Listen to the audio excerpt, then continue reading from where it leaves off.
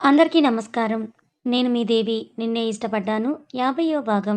రచయిత రమ్య ప్రణవ్ గారు. మీ ఇంట్లో అంత బాగా ఉండకపోయినా మీకోసం స్పెషల్‌గా చేయిస్తున్నాను. మీరు తప్పకుండా రావాలని మరీ మరీ చెప్పడంతో, సరే అని చెప్పి తండ్రి వాళ్ళకి విషయం చెప్పగా వాళ్ళు మొదట ఎందుకన్నా, తర్వాత హరికృష్ణ అన్న మాటలు చెప్పడంతో భోజనానికి వెళ్ళటానికి వాళ్ళు కూడా ఒప్పుకున్నారు. అలా వాళ్ళు వెళ్తూ ఉంటే అనుపమ భర్తతో అమ్మాయి తరపున కావాల్సినవన్నీ మనం ఇవ్వాలని అనుకుంటున్నాను అని అనడంతో, "అవన్నీ నువ్వు మాట్లాడు అను" అని అన్నారు ఆయన. అలా వాళ్ళు వెళ్ళాక భోజనం చేసి అందరితో మాట్లాడుతున్న సమయంలోనే, "అసలు మీరు మా ఇంటికి వస్తారని కలలో కూడా మేము ఊహించలేదు. మీరెక్కడ? మేమెక్కడ? ఇదంతా మా అమ్మాయిల వల్లే జరిగిందని" హరికృష్ణ చెప్పగా, "అవునండి. అసలు మీలాంటి పెద్దవాళ్ళను టీవీల్లో చూడడం తప్పించి ఎదురుగా చూస్తామని మేమెప్పుడూ అనుకోలేదు. అలాంటిది మేము మీ ఇంటికి రావడం, మీరు మా ఇంట్లో పెళ్ళికి రావడం, ఇదంతా నాకైతే ఒక కలలా ఉంది" అని అన్నారు శ్రీలత. "అయ్యో! మీరు మమ్మల్ని అంత పెద్దవాళ్ళను చేయకండి. మేము కూడా సామాన్య మనుషులమే" అని రఘునందన్ చెప్పి భార్య వైపు చూడగా, అనుపమ మాట్లాడుతూ "ఏమీ లేదన్నయ్య. అమ్మాయికి తన తరపున చేయాల్సినవన్నీ మేం చేయాలనుకుంటున్నాము. బట్టలు, గోల్డ్ ఎలాగో మీరు తీసుకున్నారు కదా! రేపు మా తరపున అమ్మాయికి ఇంకొంచెం గోల్డ్ పెడతాము. అలాగే తన తరపున ఇవ్వాల్సిన కట్న కానుకలు, లాంఛనాలు అన్నీ కూడా జరిగేలా చూస్తామని" అనటంతో, "అయ్యో! అదంతా ఎందుకండి? అమ్మాయి మా ఇంటికి వస్తే మాకు అంతే చాలు" అని అన్నారు హరికృష్ణ. "మాకు కూడా కూతుర్లు లేరు. అందుకే దీప్తినే మా కూతురుగా మేము అనుకుంటున్నాము. అంతేకాదు సాయి కాళ్ళు కడిగి మేమే కన్యాదానం కూడా చేస్తామని" అనటంతో హరికృష్ణ, శ్రీలత అయితే షాకయిపోయారు. "మీరు కన్యాదానం చేయడం ఏంటండి?" అని హరికృష్ణ అడగటంతో, "తప్పేముంది? తను మమ్మల్ని అమ్మా, నాన్న అని పిలిచినప్పుడు మా అల్లుడికి కాళ్ళు కడిగి కన్యాదానం చేయాల్సిన బాధ్యత మాపై ఉంది. ఆ పుణ్యం కూడా మాకు కాస్త దక్కనివ్వండి" అని అన్నారు రఘునందన్. అసలంత కోటీశ్వరులైనా కూడా అంత సింపుల్‌గా ఉన్న వాళ్ళని చూసిన శ్రీలత, హరికృష్ణ మాత్రమే కాకుండా అక్కడ ఉన్న వాళ్ళ దగ్గర బంధువులు కూడా అందరూ ఆశ్చర్యపోయారు. అలా రాత్రి వరకు ఉండి మళ్ళీ హోటల్‌కి తిరిగి వచ్చేశారు. మర్నాడు ఉదయం రఘునందన్, అనుపమ సౌత్ ఇండియా టూర్‌కు వెళ్ళిపోగా పార్థ్, ఆన్య, పారుష్ మాత్రమే అక్కడ ఉన్నారు. ఆ రోజు వాళ్ళంతా అనాశ్రమంలోనే గడిపారు. అలా నెక్స్ట్ 2, 3 డేస్ వాళ్ళు ఆశ్రమంలోనే గడపగా, అనుపమ తన మేనేజర్‌కి కాల్ చేసి హైదరాబాద్‌లో ఉన్న జ్యువెల్లరీ షాప్‌లో ద బెస్ట్ జ్యువెల్లరీ షాప్‌లో ఏమేం జ్యువెల్లరీ తీసుకోవాలో, అలాగే ఏమేమి సాయి వాళ్ళ ఇంటికి చేరాలో అన్నీ కాల్ చేసి చెప్పడంతో దీప్తికి ఒక 20 తులాల బంగారం, అలాగే సాయి వాళ్ళ ఇంటికి చేరాల్సిన లాంఛనాలన్నీ ముందే చేరాయి. అలా ఇంకా పెళ్ళికి 2 రోజులు ఉందనే సమయంలో అనుపమ, రఘునందన్ తిరిగి వచ్చేశారు. వాళ్ళని చూసిన పారుష్ తల్లి దగ్గరికి వెళ్లి, తల్లి భుజాల మీద చేతులు వేసి, "మమ్మీ యూట్యూబ్ ఓపెన్ చేసి చాలు నువ్వు డ్యాడీని హల్చల్ చేస్తున్నారు తెలుసా? అయినా మీ ఆయన తాతయ్య కాబోతున్నాడు ఆ విషయం గుర్తుందా? అయినా విలన్స్ ఇంత హ్యాండ్సమ్‌గా ఉండకూడదు. రామేశ్వరంలో డ్యాడీ కుర్తాలో అలా వాక్ చేస్తూ ఉంటే నాకైతే దళపతిలాగానే కనిపించారు తెలుసా?" అని అనటంతో, "నువ్వు మమ్మల్ని ఏడిపిస్తున్నావా? లేదా మీ డ్యాడీని పొగుడుతున్నావా?" అని అడిగారు అనుపమ. "అయ్యో మమ్మీ నిజం చెప్తున్నానని" అనటంతో, "మరి నేనెలా ఉన్నానురా?" అని అడిగారావిడ. "ఏముంది డ్యాడీ యంగ్‌గా కనిపిస్తున్నారు. నువ్వు డ్యాడీ కంటే కాస్త ఓల్డ్‌గా కనిపిస్తున్నావు. అంతే తేడా" అని అనటంతో, "మీ డ్యాడీని పొగుడుకుంటే పొగుడుకో కానీ నన్ను మాత్రం ఓల్డ్ అనకు. నేనస్సలు ఊరుకోను. మా ఫ్రెండ్స్‌లో ఇప్పటికీ నేనే బావుంటాను తెలుసా? వాళ్ళందరేమో డబ్బులున్నాయి కాబట్టి నేను బాగా మెయింటైన్ చేస్తున్నాను అని అనుకుంటున్నారు కానీ నాకు మెయింటైన్ చేయాల్సిన అవసరమే లేదని" అనగానే రఘునందన్ గారు చిన్నగా దగ్గుతూ, "కన్నా ఇప్పుడే మేము పుణ్యతీర్థాలకి వెళ్ళి వచ్చాము. ఇలాంటి అబద్ధ మాటలు నేను వినాలని అనుకోవటం లేదంటూ అక్కడి నుంచి వెళ్ళిపోగా గట్టిగా నవ్వేశాడు పారుష్. అలా పెళ్ళికి ముందు రోజు ఆశ్రమంకి వెళ్ళి దీప్తిని పెళ్లి కూతురుగా చేసి వాళ్ళు పెట్టాల్సిన నగలన్నీ దీప్తికి అలంకరించగా దీప్తి వాళ్ళిద్దరి పాదాలకు నమస్కరించి ఎమోషనల్ అయింది. దాన్ని చూసిన పార్థ్ దీప్తిని సైడ్ నుంచి ఎత్తుకుంటూ, "నా చెల్లెలు నా భార్యలా రాక్షసిలా ఉండాలని అనుకున్నాను కానీ ఇదిగో ఇలా ఎమోషనల్ అవుతుందని అస్సలు అనుకోలేదని" అనటంతో అక్కడే ఉన్న ఆన్య, "నిన్న మామయ్య గారు కొట్టిన డైలాగ్ ఇప్పుడు నేను కూడా కొడుతున్నాను. మీ చెల్లెలు పొగుడుకోవాలనుకుంటే పొగుడుకో. మధ్యలోకి మాత్రం నన్ను లాగకు" అని ఆన్య అనడంతో అక్కడున్న అందరూ కూడా నవ్వేశారు. అప్పటికే రఘునందన్, అనుపమ హైదరాబాద్‌లో పెళ్ళికి అటెండ్ అవుతున్నారని తెలిసిన మీడియా మొత్తం వాళ్ళనే కవర్ చేస్తూ హల్చల్ చేస్తూ ఉండగా, సాయి, దీప్తి వాళ్ళ పెళ్లి కూడా యూట్యూబ్‌లో హల్చల్ చేయసాగింది. అలా పెళ్లి రోజు దీప్తి తరపు నుండి వీళ్ళందరూ కళ్యాణ మండపానికి చేరుకున్నారు. అందరి ఆనందాల నడుమ దీప్తి కాళ్ళు కడిగి సాయి చేతిలో పెట్టి కన్యాదానం చేశారు రఘునందన్ వాళ్ళు. అలా పెళ్లయిపోయిన తర్వాత అప్పగింతలు జరుగుతున్న సమయంలో దీప్తి ఆన్యను పట్టుకొని ఏడుస్తూ, "నా లైఫ్‌లో నాకున్న స్నేహితురాలివంటే నువ్వొక్కదానివే. కానీ నీ వల్ల నాకొక ఫ్యామిలీ దొరికింది. థాంక్ యూ సో మచ్" అని ఎమోషనల్ అవుతూ ఉంటే, ఆన్య కూడా ఎమోషనల్ అవ్వడంతో వాళ్ళిద్దరిని దూరం జరుపుతూ దీప్తి ఇప్పుడు ఆన్య ఇలా బాధపడకూడదురా ప్లీజ్ అని అన్నాడు పార్థ్. దానికి తను కళ్ళు తుడుచుకొని సారీ అన్నయ్య అని చెప్పింది దీప్తి. అలా పెళ్లి గ్రాండ్‌గా జరిపించి వాళ్ళ హనీమూన్‌కి సిమ్లా కూడా ప్లాన్ చేసి ఆ విషయం వాళ్ళకి చెప్పి మరునాడు అందరూ గాంధీనగర్‌కు ప్రయాణం అయిపోయారు. చూస్తూ ఉండగానే రోజులు గడవడం మొదలుపెట్టాయి. పార్థ్, రఘునందన్ మళ్ళీ వాళ్ళ ఆఫీస్‌లోకి వెళ్ళగా ఇంట్లో ఆన్యను, అనుపమ అలాగే రఘునందన్ వాళ్ళ అమ్మగారు జాగ్రత్తగా చూసుకోవడం మొదలుపెట్టారు. తను మూడో నెలలోకి చేరేసరికి తన కడుపు కాస్త పెరిగి కనపడటంతో ప్రతిరోజు ఉదయం లేవగానే తన కడుపు సైజుని కొలుచుకోవడం మొదలుపెట్టింది ఆన్య. ఆన్యలోని ఆ పిచ్చితనాన్ని చూస్తున్న పార్థ్‌కు మాత్రం తన ఇన్నోసెన్స్ వల్ల తన పైన ఇంకా ప్రేమ పెరిగిపోవడంతో ప్రతిరోజు త్వరగా ఆఫీస్ నుండి తిరిగి వచ్చి తనతో ఎక్కువగా టైమ్ స్పెండ్ చేయడం మొదలుపెట్టాడు. అంతలోనే ఆన్యకు పాస్‌పోర్ట్ అలాగే లండన్‌కి వీసా కూడా వచ్చేసింది. అలా 3 నెలలు ఆన్య ఒక్కసారి చెకప్ కోసం హాస్పిటల్‌కి వెళ్ళినప్పుడు మీడియా కంటికి దొరికిపోవడంతో అప్పటికే ఆన్య పొట్ట కాస్త పెద్దగా అవటంతో ఆన్య చెయ్యి తన స్టమక్ పైన పెట్టుకొని నడవటంతో అందరికీ రఘునందన్ వాళ్ళ కోడలు నిద్ర తప్పింది అనే న్యూస్ తెలియడంతో ఆ విషయం దర్శక్ కూడా చేరగా తనను జైల్లో ఉంచి తన జీవితాన్ని నాశనం చేసి ఇప్పుడు వాళ్ళందరూ ఆనందంగా ఉన్నారని పగతో రగిలిపోయాడు దర్శ్. ఎప్పుడు ఛాన్స్ దొరుకుతుందా? ఎప్పుడు వాళ్ళ మీద పగ తీర్చుకోవాలా అని ఒక్క ఛాన్స్ కోసం ఎదురు చూడసాగాడు. అంతలోపే దర్శ్ వాళ్ళ లాయర్ సుప్రీం కోర్టుకు దర్శ్ హెల్త్ కండిషన్ బాగోలేదు.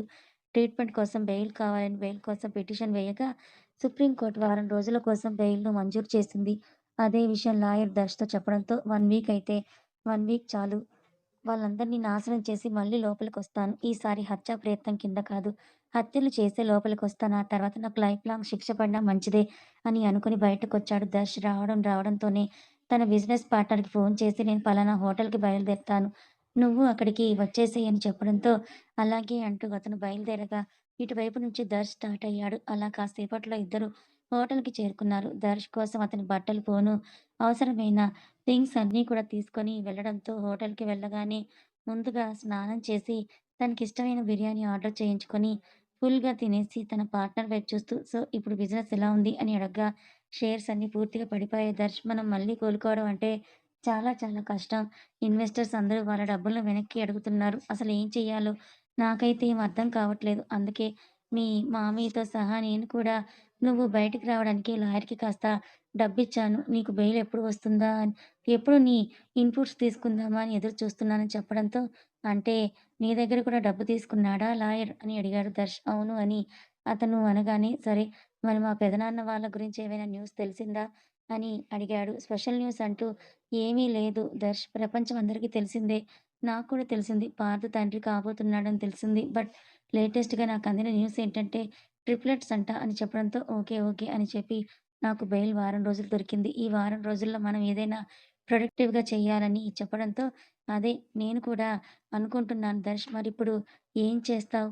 నువ్వు ఇలా వారం రోజులు బయట ఉంటే సరిపోదు దర్శ్. పర్మనెంట్‌గా బయటికి రావడానికి ట్రై చెయ్యి అని అనటంతో, నీ దగ్గర ఏదైనా ప్లాన్ ఉందా? అని అడిగాడు దర్శ్. ఉంది. కానీ నీకు నచ్చదు. బట్ ఇప్పుడు మనకు తప్పదు. నువ్వు వెళ్లి మీ పెదనాన్న వాళ్ళను కేస్ వాపస్ తీసుకోమని రిక్వెస్ట్ చేయొచ్చు కదా! అని అడిగాడు. దానికి దర్శ్ సైలెంట్ అవ్వడంతో, ఈ దారి తప్ప మన దగ్గర ఇంకో ఆప్షన్ లేదు. ఒకవేళ వాళ్ళే కనుక కేస్ వాపస్ తీసుకున్నట్లయితే ఎంతో కొంత ఫైన్ వేసుకొని వదిలేస్తారని చెప్పగా, కానీ హత్యా ప్రయత్నం, కిడ్నాప్ ఇలా చాలా కేసెస్ ఉన్నాయి కదా! అని అడిగాడు దర్శ్. కరెక్టే కానీ నేను లాయర్‌ని కనుక్కున్నాను. లాలో ఉన్న లూప్ హోల్స్ ద్వారా నిన్ను బయటకి తీసుకొని రావచ్చంట. But it possible only if వాళ్ళు కేస్ వాపస్ తీసుకున్నట్లయితేనే. సో, ఎలాగైనా సరే వాళ్ళని కలిసి రిక్వెస్ట్ చెయ్యి. వాళ్ళ కాళ్ళ మీద పడినా సరే మంచిదే అని అతను అనటంతో, సరే చూస్తానని చెప్పి నాకు కొంత డబ్బు కావాలని అడిగాడు దర్శ్. నీ అకౌంట్‌లో ఆల్రెడీ 20,00,000 వేశాను. సో, ఈ మనీని యూజ్ చేసుకో అని చెప్పగా, సరే థాంక్స్ అని చెప్పి అతను పంపించేసి కాసేపు ఒంటరిగా గడిపి తర్వాత తనకేదో గుర్తు రావడంతో ఆన్యకి ఫోన్ చేశాడు. దర్శ్ నెంబర్ ఆన్య దగ్గర ఉండకపోవడంతో ఫోన్ లిఫ్ట్ చేసిన ఆన్య, హలో! ఎవరు? అని అనగానే నేను మేడం మీ పెద్ద మరిది గారిని అనటంతో భయపడిపోతూ కాల్ కట్ చేయబోతుంటే, ఇప్పుడు కాల్ కట్ చేశావనుకో డైరెక్ట్‌గా మీ ఆయన ఆఫీస్‌కి వెళ్ళి అతని గన్‌తో షూట్ చేస్తానని అనగానే, నీకేం కావాలిప్పుడు? అయినా నువ్వు జైల్‌లో లేవా? అని అడిగింది ఆన్య భయంగా. ఆహా! జైలుకి పంపిస్తే ఇంకా జీవితాంతం అక్కడే ఉంటానని అనుకుంటున్నావా? ఇంపాసిబుల్. అయినా వదిన గారికి కంగ్రాచ్యులేషన్స్. ఒకరు కాదు, ఇద్దరు కాదు, ముగ్గురు పిల్లల్ని మోస్తున్నారంట కదా! మా అన్న మగాడు. ఏమో అనుకున్నాను ఒకేసారి ముగ్గురిని దింపుతున్నాడు అని అనడంతో అసహ్యంగా మొహం పెట్టి పిడికిలి బిగించింది ఆన్య. సరేలే నీకు 5 మంత్స్‌లో సీమంతం చేస్తారేమో కదా! అప్పుడు నేను కూడా నీకేదో ఒక గిఫ్ట్ ఇవ్వాలి కదా! అప్పుడు నేను మళ్ళీ జైల్‌లో ఉంటానేమో. అందుకే సీమంతం కాకుండానే నేను గిఫ్ట్ ఇద్దాం అనుకుంటున్నాను అని అనటంతో, వాట్? అంది ఆన్య. అవును వదినమ్మ. ఏం గిఫ్టో తెలుసా? నన్ను జైల్‌లో పెట్టిన మీ ఫ్యామిలీ అందరికీ దేవుడి దర్శనం చేయించాలనుకుంటున్నాను. నీకు, మా పెదనాన్నకు, మా అన్నకు, మా పెద్దమ్మకు, చివరికి నా చిన్న తమ్ముడికి. వీళ్ళంతా దేవుళ్ళతో సమానం కదా నీకు. సో, అసలైన దేవుళ్ళను నీకు పరిచయం చేస్తాను. వాళ్ళకి కూడా పరిచయం చేస్తానని అనటంతో, ఏం మాట్లాడుతున్నావు నువ్వు? అని అంది ఆన్య. ఏం మాట్లాడవేంటి? నా జీవితాన్ని సర్వనాశనం చేసిందే కాకుండా, ఇప్పుడు మీరందరూ ఆనందంగా ఉంటే మంచి మనిషిలా మారిపోయి, ఓహ్! మా అన్న బావుండాలి, మా వదిన బావుండాలి, మా అన్న పిల్లలు బావుండాలి అని అనుకుంటానని అనుకుంటున్నావా? ఇంపాసిబుల్. వారం రోజుల్లోగా మీ అందరి చావు నా చేతిలో రాసిపెట్టుంది. ఎలాగో జీవితకాలం శిక్ష తప్పదు. ఆ శిక్ష ఏదో మిమ్మల్ని అందరినీ చంపి అనుభవిస్తే, జైల్‌లో ఉన్న ప్రతి సెకండ్ కూడా ప్రశాంతంగా ఉంటాను. సరే, సరే. వెంటనే ఈ విషయం మీ ఆయనకు ఫోను చేసి చెప్పమ్మా. ఒకవేళ నువ్వు చెప్పలేదే అనుకో, అక్కడ మీ ఆయన ప్రశాంతంగా ఉంటాడు. సో, మీరందరూ ఇలా హ్యాపీగా ఉంటే నేను భరించలేను. వారం రోజుల్లో జరగాల్సింది కాస్త ఈరోజు జరిగిపోతుంది. వెళ్ళు వదినా వెళ్ళు. వెళ్లి మీ ఆయనకి చెప్పు వదినా. సారీ, సారీ మా అన్నయ్యకి చెప్పు వదినా అని అంటూ సర్కాస్టిక్‌గా చెప్పి ఫోన్ పెట్టేశాడు దర్శ్. తన లాయర్ ద్వారా దర్శ్ బయటికి వచ్చారు అని తెలుసుకున్న రఘునందన్ కొడుకు విషయం చెప్పి, వాడిప్పుడు బయటకొచ్చాడంటే ఏదో పెద్ద ప్లాన్‌తోనే వచ్చుంటాడు. సో, మనం జాగ్రత్తగా ఉండాలి. ముఖ్యంగా నువ్వు, అన్య అసలు ఈ వారం రోజుల్లో మీరు బయటికే రాకండి. కావాలని అనుకుంటే నువ్వు వర్క్ ఫ్రమ్ హోమ్ తీసుకో అనటంతో, ఇలా ఎన్ని సంవత్సరాలు నాన్న మనం వాడికి భయపడాలి అని అడిగాడు పార్థ్. ఇది భయపడటం కాదు నాన్న, జాగ్రత్త పడటం అని ఆయన అనడంతో, అదే నాన్న ఎన్ని సంవత్సరాలు ఇలా వాడిప్పుడు వారం రోజులు కోసం బయటకొచ్చాడు. సో, ఈ వారం రోజులు మేము ఇంట్లో ఉంటాం. ఆ తర్వాత వాడు ఇంకో 10 రోజులు బయటకొస్తాడు. అప్పుడు కూడా దాక్కోవాలంటే ఇంక వాడు బయట ఉన్నన్ని రోజులు మేము ఇంట్లో ఇలా కూర్చోవాలా? మనం ఇంకేం చేయలేమా నాన్న? ఇలా భయపడుతూ కూర్చోవడం కంటే వాడిని ఎదుర్కోవడం మేలు కదా! అని అనటంతో, దీన్ని భయపడటం అనరు నాన్న. జాగ్రత్త పడటం అంటారు. మూర్ఖుడికి ఎదురు వెళ్ళడం కన్నా పక్కకు తప్పుకోవడమే మేలు. ఎందుకంటే వాడేం చేస్తున్నాడో వాడికే తెలియనప్పుడు మనం ఎదురు వెళ్ళడం అనేది మన మూర్ఖత్వం అవుతుంది. అయినా ఈసారి 1 వీక్ కోసం బెయిలొచ్చింది. ఇంకా నెక్స్ట్ టైమ్ నుంచి బెయిల్ రాకుండా కూడా నేను చూసుకుంటాను. సో, ఈ ఒక్కసారి మాత్రం నేను చెప్పినట్లుగా వినని చెప్పగా, ఇప్పుడు థ్రెట్ మాకే కాదు నాన్న మీకు కూడా ఉంది. వాడు మనందరిపైన పగబట్టాడు కాబట్టి మీరు కూడా జాగ్రత్తగా ఉండడం అవసరమని పార్ద్ చెప్పడంతో, డోంట్ వర్రీ నాన్న. నా నీడను కూడా తాకలేడు. ఆ విషయం నీకు కూడా తెలుసు. సో, నువ్వు అసలేం వర్రీ అవ్వకు. అండ్ ఈవెన్ తమ్ముడిని కూడా కాలేజీకి పంపించొద్దు మనము అని చెప్పడంతో, వాడికి ఎగ్జామ్స్ ఉన్నాయి నాన్న అన్నాడు పార్థ్. ఎగ్జామ్స్ కంటే ప్రాణం విలువైందనుకుంటా అని రఘునందన్ అనటంతో, సరే మరి మీరే వాడి కాలేజీకి కాల్ చేసి చెప్పండని అనగానే, అలాగే అని చెప్పి ఈ విషయం మీ అమ్మకు, ఆన్యకు, పారుష్‌కి, నాయనమ్మకు ఎవరికీ తెలియకుండా చూడు. వాళ్ళు ఊరికనే భయపడిపోతారు. ఇప్పుడు ఆన్య ఉన్న పరిస్థితుల్లో తనకు కనుక విషయం తెలిస్తే తనింకా భయపడుతుందని అనటంతో, సరే నాన్న నేను చెప్పను కానీ నాకు తెలుసు వాడి ద్వారానే తెలుస్తుంది అని అనగానే, తెలిస్తే తెలియని ప్రాబ్లమ్ ఏమీ లేదు. అప్పుడు చూసుకుందామని అన్నారాయన. అంత లోపలనే పార్థ్‌కి ఆన్య నుండి కాల్ రాగా, "ఒక్క నిమిషం నాన్న ఆన్య కాల్ చేస్తుందంటూ ఫోన్ లిఫ్ట్ చేసి చెప్పరా" అని అనటంతో, "పార్థ్ ఎక్కడున్నావు నువ్వు?" అంటూ భయం భయంగా అడిగింది ఆన్య. "ఏమైందిరా? నేను ఆఫీస్‌లో ఉన్నాను. ఏమైందంత కంగారుగా ఉన్నావు?" అని అనటంతో, "ఆ దర్శ్ కాల్ చేశాడు. నన్ను చంపేస్తాడంట. మన పిల్లల్ని భూమి మీదకి రాకుండా చేస్తాడంట. మన ఇంట్లో ఎవరిని కూడా మిగలకుండా చేస్తానని నాతో శపథం చేశాడు పార్థ్. నాకు చాలా భయంగా ఉంది" అనటంతో, తండ్రి వైపు భయంగా చూసి, "నువ్వేం కంగారు పడకు నేనున్నాను కదా! నేను చూసుకుంటా. నేనొస్తున్నానంటూ ఫోన్ పెట్టేసి, తండ్రికి అదే విషయం చెప్పగా, "నువ్వు ఫస్ట్ ఇంటికి వెళ్ళు. ఆన్య భయపడకుండా చూడు. అలాగే తనకు ఫోన్ చేసి చెప్పు. అత్తయ్య వాళ్ళకి విషయం చెప్పొద్దని" అనగానే, "సరే నాన్న" అంటూ భార్యకు ఫోన్ చేసి, "భయపడకురా కన్నా. నేనొస్తున్నాను. కాసేపట్లో అక్కడుంటానని" చెప్పగా, "అలాగే పార్థ్. నువ్వు త్వరగా రా. నాకు భయంగా ఉంది" అని అంది ఆన్య. వస్తున్నానని చెప్పి ఇంటికి వెళ్ళాడు. పార్థ్ వెళ్ళేసరికి హాల్‌లో పారుష్‌తో కూర్చొనుంది ఆన్య. కానీ తన మొహంలో కాస్త కూడా నవ్వు లేదు. పైగా పారుష్ తనను పలకరిస్తున్నప్పటికీ ఏదో ఆలోచిస్తున్న ఆన్య దగ్గరికి వెళ్లి తన పక్కన కూర్చొని ఆమె భుజం మీద చేయి వేయగానే ఒక్కసారి ఉలిక్కిపడి పక్కకు తిరిగి చూడగా పార్థ్ కనిపించడంతో హమ్మయ్య! అని ఊపిరి పీల్చుకుంది.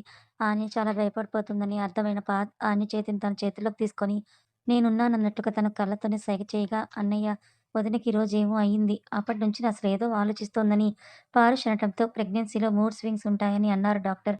అదేనేమో" అంటూ ఆన్య వైపు చూసి, "నేను నీకు మొన్న ఒక ఫైల్ ఇచ్చాను కదా! ఇప్పుడు నాకు ఆ ఫైల్ అవసరం ఉంది.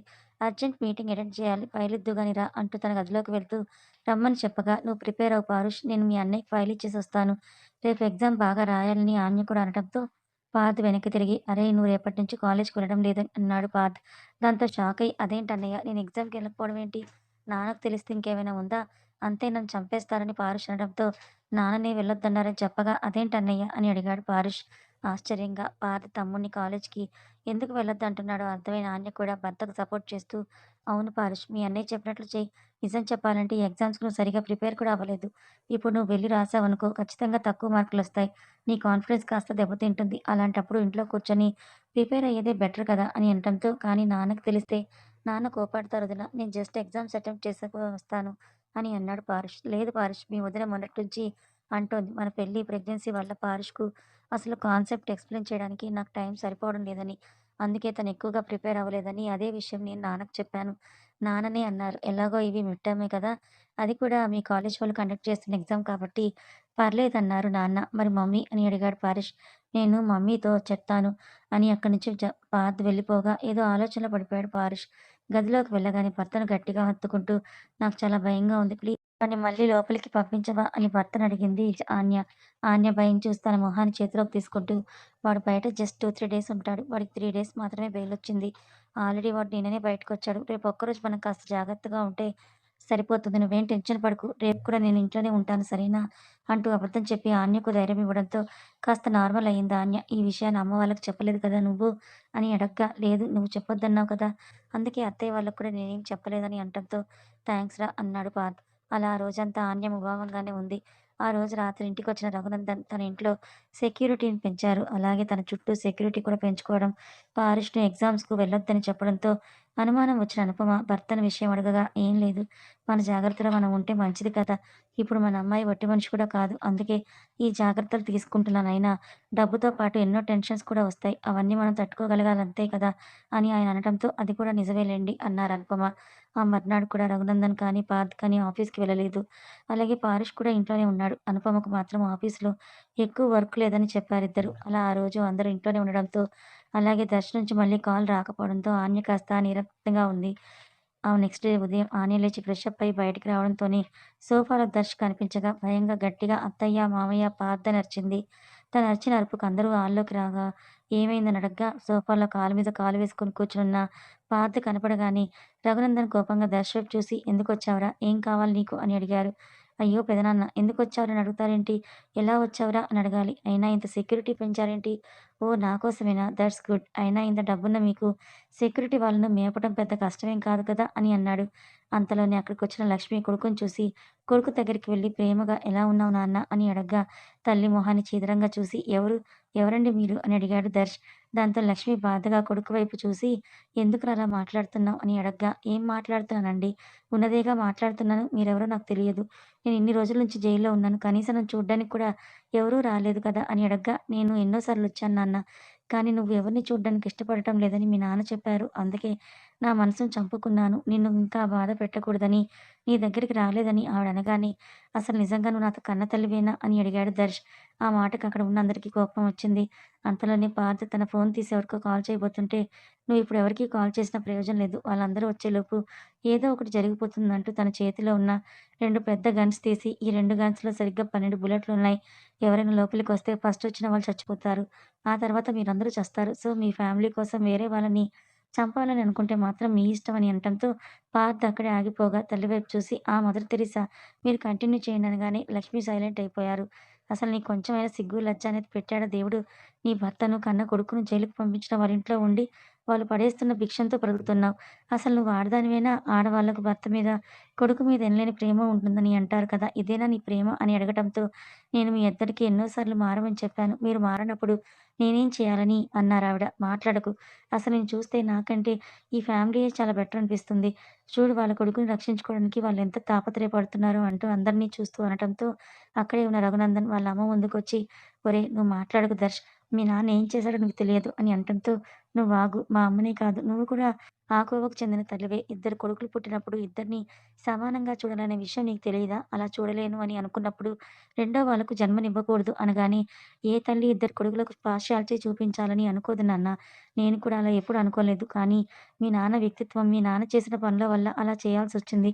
ఇప్పటికీ నాకు నా ఇద్దరు కొడుకులు సమానమే. నా చిన్న కొడుకులో మార్పు రావాలని ఎదురు చూస్తున్నాను కానీ, నా కొడుకు జైల్‌లో ఉండాలని నేను అనుకోవడం లేదని" అన్నారావిడ.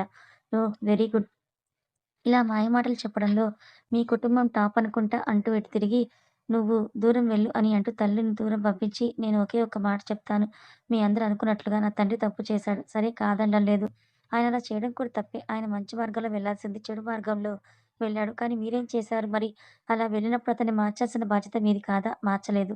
మీరతన్ని మార్చలేదు కాబట్టే మా నాన్న అలా మారాడు.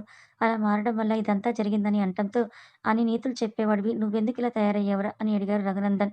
మీ వల్లే ఇలా తయారయ్యాను నేను. నేనిలా తయారవ్వటానికి కారణం మీరే అని అనటంతో ఆయన ఆశ్చర్యంగా చూడగా, అవును నేను కూడా ఆనందంగా బ్రతకాల్సిన వాడిని. కానీ మీ స్వార్థంతో మా నాన్నను బయటకు నెట్టేలా చేశారని అన్నాడు. ఆయనేదో మాట్లాడబోతుంటే ఆయన చెయ్యి పట్టుకొని, మీరేం మాట్లాడకండి అన్నట్టుగా సైగ చేశాడు పార్థ్. అవును మీరే కనుక మా నాన్నని మన్నించి మమ్మల్ని కూడా ఈ కుటుంబంలో కలుపుకొని ఉంటే కనుక మీ కుటుంబానికి దక్కుతున్న వాల్యూ మాకు దక్కేది. ఎక్కడికి వెళ్ళినా మీకు జెడ్ టైప్ సెక్యూరిటీ. మేమెవరో కనీసం ప్రపంచానికి కూడా తెలియదు. అది కూడా ఈ మధ్య కాలంలో తెలిసింది. మీ తమ్ముడు అని ఒక ట్యాగ్‌లైన్‌తో.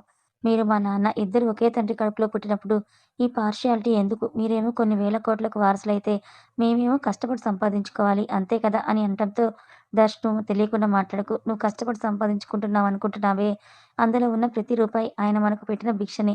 ఆయన కనుక మనకు సహాయం చేసి ఉండకపోతే ఇప్పుడు నువ్విలా ఉండేవాడివి కాదు. అంటూ ఆయన వాళ్ళ కుటుంబానికి చేసిన మంచి గురించి చెప్పగా, గట్టిగా నవ్వేసి నీకిలా అనిపిస్తుందా? నాకింకోలా అనిపిస్తుంది. ఎలానో తెలుసా? మనం గనక వీళ్ళతో కలిసిపోతే ఆస్తి 2 పార్ట్స్ అవుతుంది. అదే కలవకపోతే ఒక పార్టే మొత్తం వీళ్ళకి చెందుతుంది. సో, సహాయం చేస్తున్నానన్న పేరుతో మనకు ముష్టి వేశాడు. అది నీకు అర్థం కావట్లేదని అని చెప్పి రఘునందన్ వైపు తిరిగి ప్రపంచంలో అందరూ నిన్ను దేవుడిలా చూసుకుంటారు కదా! నీ ఎంప్లాయీస్ అయితే దేవుడి గుడిలో దేవుడి ఫోటోల బదులు నీ ఫోటోలు పెట్టుకుంటారేమో కానీ వాళ్ళకు నీ నిజ స్వరూపం ఏం తెలుసు? తెలిసి ఉంటే కనుక నీ మొహాన్ని ఉమ్మేసేవారు.